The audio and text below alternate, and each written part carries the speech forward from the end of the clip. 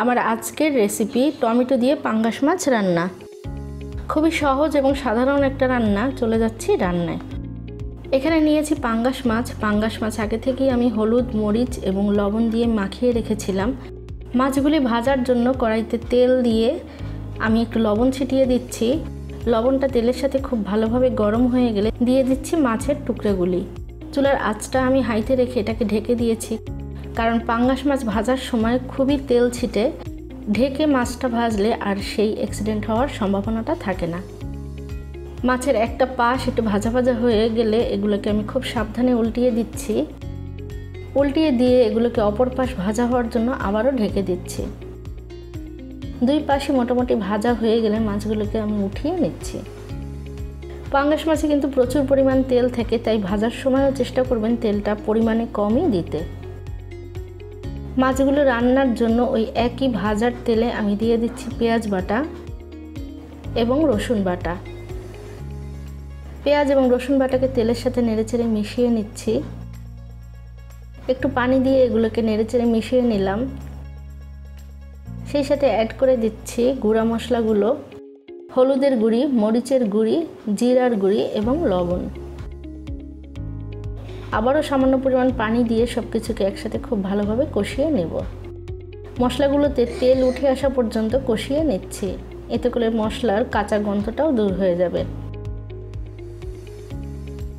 তেল আলাদা হয়ে আসলে এখানে দিয়ে দিচ্ছি একদম ফুটন্ত গরম পানি।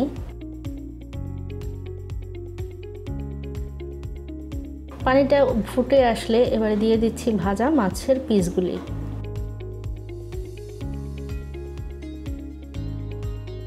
মাছগুলিকে দিয়ে এগুলোকে একটু উল্টিয়ে পাল্টিয়ে দিচ্ছি।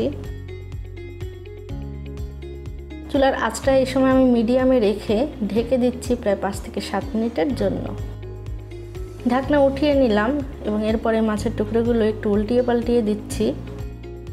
এবারে এখানে দিয়ে দিচ্ছি 2টা টমেটো, এরকম 4 টুকরো করে কেটে রেখেছিলাম।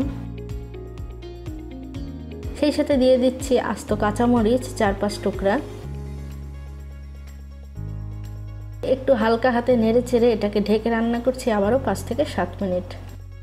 ঢাকনা উঠিয়ে নিয়ে মাছগুলোকে আলতো করে একটু নাড়াচাড়া দিয়ে মিশিয়ে নিচ্ছি। টমেটোগুলো অলরেডি সিদ্ধ হয়ে গিয়েছে।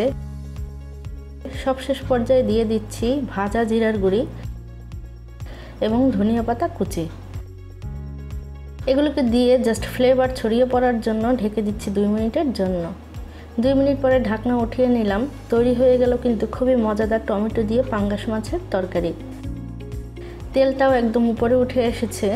আপনারা কিন্তু দেখেই বুঝতে পারছেন এটা কি পরিমাণ লোভনীয় হয়েছে। চুলার আঁচটা বন্ধ করে দিচ্ছি এবং এটা পরিবেশন করতে হবে একদম গরম গরম ভাতের সাথে।